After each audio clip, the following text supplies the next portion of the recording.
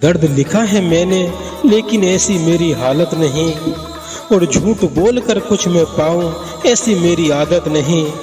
रोज लिखा है उसको मैंने अपनी आंख के आंसू से, और छोड़ दूं उसको बीच राह में ऐसी मेरी चाहत नहीं। मुश्किल है कि शाम ढले घर जाऊंगा, परवाज अपनी नाम उसके कर जाऊंगा, और बार बार ना आएंगे मुझे बुलाने महफिल में, उसको मैं देखूंगा तो मर जाऊंगा। तुम्हें देखा तो सभी दिलकश नजारे भूल बैठे हम, कि जितने काम बाकी थे वो सारे भूल बैठे हम, और उतरते थे जो कभी सुबह शाम मेरी इन निगाहों से, यहाँ अब कौन है दुश्मन हमारे भूल बैठे हम।